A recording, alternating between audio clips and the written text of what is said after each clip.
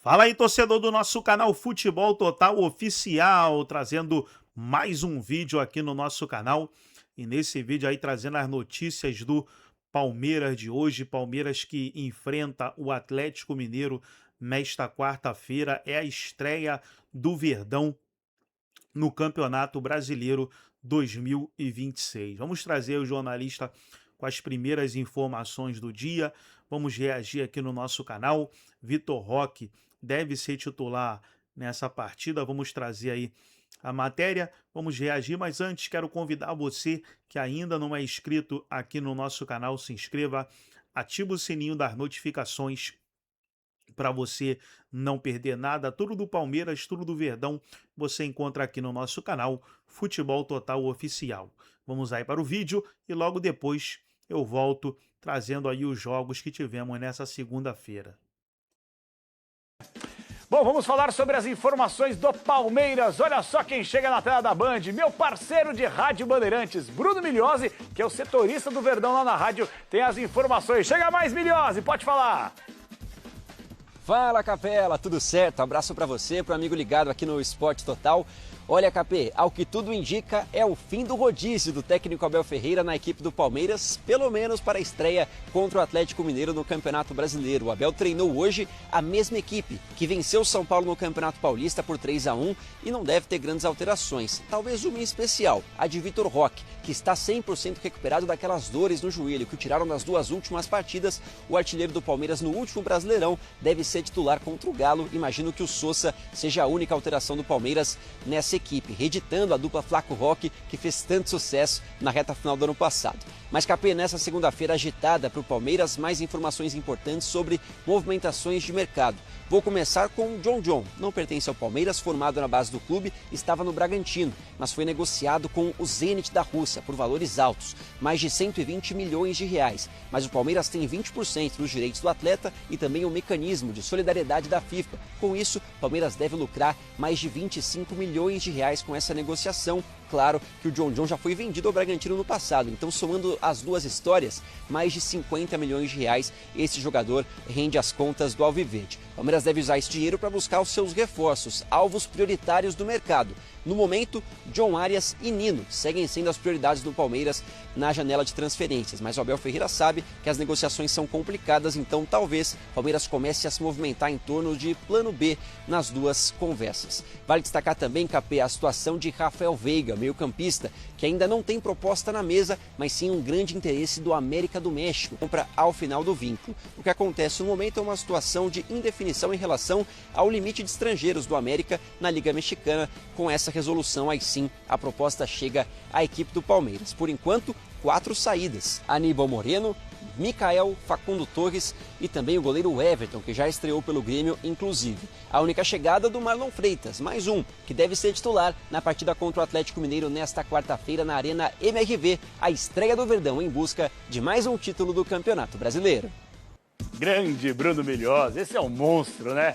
Ó, gente. Olha, é interessante porque o Abel, ora, ele é muito competente, ele sempre vai ser um ótimo gestor, porque isso está no DNA dele, mas ele tem, na minha opinião, uma dificuldade muitas vezes para enxergar o jogo, para fazer as melhores escolhas, para fazer as mudanças táticas necessárias, para tentar utilizar da melhor maneira esse ótimo elenco que o Palmeiras tem. E alguns pontos precisam ser aclarados e precisam ser colocados, e o Abel fica muito incomodado por isso. Quando você gasta 700 milhões para contratar num só ano, você não tem motivo para reclamar. E o Abel continua a ser um dos maiores reclamões da história do futebol brasileiro.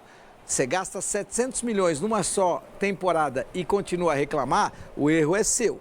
Quando você tem à disposição a estrutura que o Palmeiras tem, você não pode reclamar de absolutamente nada. E quando você tem o maior salário da América do Sul e você coloca a classe de treinador de futebol em outro patamar aqui no Brasil, e este é um mérito do Abel, você também não pode reclamar. Então, o Abel tem pouquíssimos motivos para ser o reclamão que ele é. Ainda no programa de hoje você vai entender por que essa relação Abel-Leila Pereira ela pode se complicar, e da maneira como ela vai se complicar, no momento em que o resultado não estiver exatamente correndo em paralelo com essa ideia que o Abel tem de ficar mais 2 anos no Palmeiras e com a ideia que a Leila tinha de permanecer no cargo por um 3º mandato. Ô Jorge, qual é o Abel de verdade? O Abel que perde por 4-0 para o Novo Horizontino ou o Abel que ganha do São Paulo? É o Abel de todas as facetas, das vitórias, das derrotas. É assim, Elia, o Palmeiras de 2020 a 23, aquele que ganhou tudo, ele já não existe mais. Eu digo em relação ao elenco. Os poucos remanescentes têm papel de quase nenhum destaque, como o Rafael Veiga, né? Esse elenco foi sendo desmontado e vamos e venhamos, né? Mas foi sendo desmontado, abrindo e fechando parênteses, vou deixar você completar com tranquilidade, mas o Aníbal Moreno não jogava nada no Palmeiras nos últimos tempos e tá arrebentando no River. O Zé Rafael joga bem. O Rafael Veiga pode ir pro América do México e não vai arrebentar lá também? Mas, enfim, acho o seu questionamento bom. Mas só para completar, assim, ó, Marcos Rocha, o Everton, enfim, o Gustavo Gomes é a exceção, né? Aquele cara que continua e com papel de destaque. E esses ciclos são naturais que se encerrem, né? A maioria dos jogadores que saíram porque já não vinham rendendo. A grande verdade é que 24 e 25 chegaram, foram 2 anos em que o Palmeiras investiu muito e errou demais em contratações. Então, eu assisto a um Palmeiras no momento de entre-safra, prejudicado por conta de investimentos como, por exemplo, de 90 milhões de reais no Sousa, 73 milhões. Outro dia, o Palmeiras vendeu o Facundo Torres. O Facundo Torres deu um prejuízo ao Palmeiras de 28 milhões de reais. Fosse o Palmeiras uma empresa e os responsáveis por esse negócio teriam sido demitidos. 28, você compra por 73 milhões de reais do Orlando City, tá? No ano seguinte, com 1 ano de experiência do Facundo Torres, você o vende com 28 milhões de reais de prejuízo. O Mikael custou 35 milhões, foi emprestado de graça, porque era a única opção que existia. Então, o Palmeiras não pode mais errar em reforço. Jefté, Giai. Um monte. A lista é enorme, imensa. O que eu quero dizer é assim, depois de 2 anos em que errou-se demais, você falou dos 703 milhões de reais de reforço, foram 12. Dos 12, só 4 foram titulares na final da Libertadores. E um deles só jogou o Carlos Miguel porque o Everton estava machucado. Então o Palmeiras não pode mais errar. E essa entre-safra faz com que o Palmeiras seja muito mais forte do que os outros no futebol paulista, mas esteja abaixo e cada vez mais distante do Flamengo. Então esse é o ponto. Eu acho que o Palmeiras, a menos que consiga contratar o Ares, a menos que consiga contratar o Nino, jogadores grandes que cheguem para vestir a camisa, o Palmeiras vai ficar cada vez mais distante do Flamengo. Ô Ana, essa questão de gestão, ela está na pauta. A gente pode continuar tendo as imagens aí da vitória do Palmeiras diante do São Paulo. Foi uma vitória categórica, é verdade, não tem dúvida nenhuma a respeito dessa vitória. Mas é fato, ô Ana, o gestor quando tem, você é uma boa gestora, quando você tem tudo à sua disposição, quando você tem, claro que vai ter cobrança, só faltava um gestor não ter cobrança, ainda mais um gestor privilegiado como é o caso do Abel. Você tem tudo à sua disposição, você tem direito de reclamar? Não. Simples assim, não tem direito de reclamar. Eu entendo o Abel porque ele trabalha muito com o público, ele usa a mídia a seu favor. Então ele sabe que ele não tem que reclamar, ele sabe que ele está no melhor clube ou entre os melhores clubes do país em infraestrutura. Se a gente for falar da Academia Palmeiras, é um sonho de consumo de qualquer clube hoje ter a estrutura que ele tem. Então ele transfere isso para que a gente fique debatendo, porque ele sabe que internamente no ano de 2025 houve uma falha de gestão. E aí não cabe ao Abel, não cabe a Leila brigar com o torcedor ou jogar para a torcida, porque o Palmeiras foi um clube que em 24, 23 fez boas contratações e conquistou títulos, mas que lamentavelmente no ano em que ele tinha mais receita, foi o ano que ele pecou e errou. E eu entendo que reconhecer esse erro é importante para acertar a rota agora para 2026, Elia. Agora, reclamar jamais. Acho importante, até porque vai completar 2 anos que o Palmeiras não ganha nada. O Paulistão de 24. O Paulistinho de 24. Paulistinha é bom. E era um Paulistinha. O Paulistinha cresceu. Esse último ano do Campeonato Paulista foi melhor, o penúltimo foi melhor e esse está sendo um Campeonato Paulista de mais virtudes do que aquele conquistado pelo Palmeiras em 2024. Quero só dizer a você o seguinte: Paulo Nobre é o maior presidente da história do Palmeiras. Concordo. E ele nunca tentou nada que não fosse democrático ou republicano. Ele nunca tentou colocar o seu nome para um mandato que ele não tivesse direito democraticamente para ter.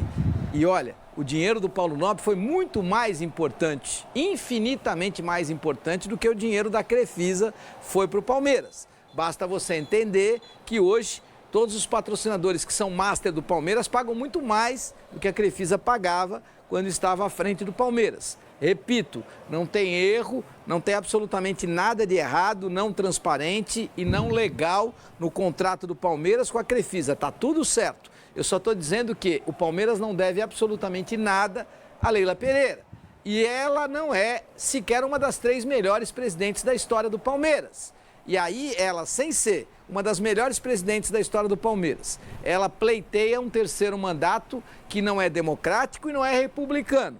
E aí eu digo a você que ela não vai conseguir. Não passa, Elia? Não passa. Por quê? Porque os cardeais do Palmeiras, Serafim Del Grande, o próprio Paulo Bozzi, que está quietinho porque é vice e é o grande sucessor natural dela, o Maurício Gagliotti, que está quietinho, mas é cardeal importante, o Paulo Nobre, que está quietinho, mas é cardeal importante, o Furlan Júnior, que está quietinho, mas também é importante, e entre tantos outros que são importantes na história, sem contar o Mustafa Contursi, porque esse vai de acordo com a banda. Esse é o centrão. Ele está sempre do lado do poder. Então, esse você não conta, mas ele não tem sequer 29 ou 30 votos. Isso não vai determinar a vitória ou a derrota da Leila nessa iniciativa que ela tem de mudar o estatuto. Por quê? Porque se ela tentar mudar o estatuto, ela perde. E quando ela perder, ela vai tentar indicar um sucessor para ela que não é o Paulo Bozzi. Aí ela vai ter um problema. E essa é exclusiva para você. O problema é a volta do Paulo Nobre com força, não para ser candidato, mas para colocar uma chapa Maurício Gagliotti, presidente, Paulo Bozzi, vice-presidente. A única opção da Leila é ficar quietinha, cumprir o seu mandato e indicar o Paulo Bozzi como presidente depois dela, porque na sucessão natural e no estilo dos cardeais do Palmeiras que estão lá há 200 anos, este é o caminho natural. Se ela resolver optar por algo diferente disso, ela vai ter Paulo Nobre de volta, Maurício Gagliotti de volta, todos contra ela. E aí vai ficar complicado. Viu, Léo Fontes? É chutar a bola pro mato, que o jogo é de campeonato, apesar de que contra o Novo Horizontino nem viu a cor da bola, quanto mais chutou pro mato, tomou de 4. Exato, mas aí contra o Novo Horizontino, eu já falei aqui, vou repetir, né? Fico parecendo que eu sou um defensor do Abel, mas não é, mas o time não jogou nada. O time é o mesmo, pô, é o mesmo treinador, como é que ganha do São Paulo desse jeito e perde pro Novo Horizontino daquele jeito, né? Então, assim,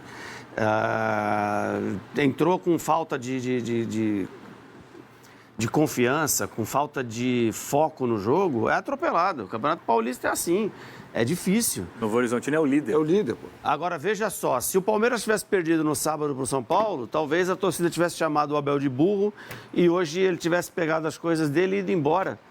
Por causa de uma derrota contra o Novo Horizontino. Olha o borderline que o Palmeiras está, né? Está transportando a borda ali. Perdeu, é tudo horrível. Por isso que eu até briguei aqui semana passada aqui com vocês. Eu falei, não, calma, ganhou os 3 primeiros, estava tudo certo. Agora perdeu uma, está tudo errado. Agora você fala em céu de brigadeiro. Céu de brigadeiro, é verdade. O Palmeiras, se ganhar mais um jogo, já está classificado no Paulista. Não, eu estava comparando com o São Paulo. Um é desgraça pura, o outro tá ali, tranquilo. Tranquilo até o próximo dia que tomaram uma chapuletada, como disse ali. Às vezes precisamos de tomar uma pancada, uma desilusão. O Palmeiras estreia contra o Galo. Galo que deu o sapeca e no Cruzeiro agora no fim de semana. Virou o jogo, tava perdendo por 1-0. É, e aí vamos ver como é que será Abel contra São Paulo de novo, né? De novo, né? O São Paulo é um grande freguês do Abel Ferreira, falar a verdade. Mas já visto o que aconteceu no Campeonato Brasileiro. Nossa, várias vezes, né? No último aí. Pegar aí o head-to-head, como você gosta de dizer. Tem sempre. Um sotaque shakespeariano. Não, depois ele falou borderline, outro head-to-head. Nós estamos internacionais aqui.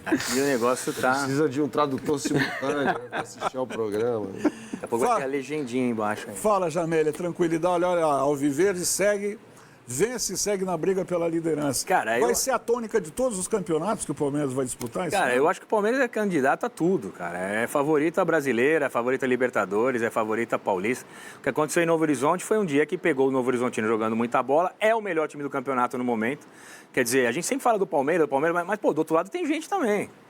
Do outro lado tem um time, do outro lado tem um treinador, do outro lado tem uns caras que estudam o time do Palmeiras, que estão vendo o time do Palmeiras jogar, os jogadores têm uma motivação. Então, cara, tem que dar valor pro Novo Horizontino também. É um baita trabalho do Novo Horizontino já há longo tempo, tá tendo os frutos agora. E o que aconteceu em Novo Horizonte foi um jogo que aconteceu, que deu tudo errado pro Palmeiras e tudo certo pro Novo Horizontino. E daí o Palmeiras volta no clássico e ganha. Então, já tá bem de novo, já tá lá em cima, é o terceiro. E já... Não sei, bobear vai chegar em primeiro no final, pode chegar em primeiro. Então a gente aqui é muito imediatista, cara. Quando perde tá tudo muito ruim, quando ganha tá tudo muito bom. E não é assim, cara. Não é só porque tomou 4 do Novo Horizontino, que é um resultado que não é normal pro Palmeiras, não é nem pro time do Abel, não é normal pro Palmeiras da academia, do Ademir da Guia, da Parmalat, do Luxemburgo. Palmeiras tomou 4 do Novo Horizontino, não é normal nunca, mas aconteceu. E a grande resposta é que no clássico contra o São Paulo foi lá e ganhou e acabou. Botou uma pedra em cima e foi como ele falou. A melhor parte da entrevista que eu achei foi bola pro mato que o jogo de campeonato. Já pegou a do Brasil, aí o Abel já matou a pau ali. Então tá aí, pessoal. Foi o vídeo onde os comentaristas debateram. Agora vamos trazer os principais jogos dessa segunda-feira, nos mais populares, né? Guarani venceu a Portuguesa 1-0 fora de casa pelo Paulista. Pelo Cearense, Fortaleza venceu o Floresta 1-0. Nova Iguaçu e Volta Redonda 2-2. Aí tem aí, ó, Liga Premier Série B, Campeonato Costarriquenho.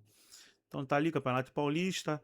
Ainda pelo Campeonato Carioca, o Nova Iguaçu, o Portuguesa, né? Portuguesa venceu o Madureira 2-0. Aí Nova Iguaçu 2-2, Volta Redonda, já falamos. Campeonato Gaúcho, São José venceu o Caxias 1-0. Campeonato Piauiense, Piauí venceu o Parnaíba 1-0. Campeonato Capixabense, Campeonato Capixaba, o Vila Velense venceu o Real Noroeste 1-0. Então tá aí, pessoal, os principais jogos dessa segunda-feira. Gostou do vídeo? Deixa o like, se inscreva no canal, ativa o sininho das notificações. Forte abraço a todos e até o nosso próximo vídeo aqui no nosso canal.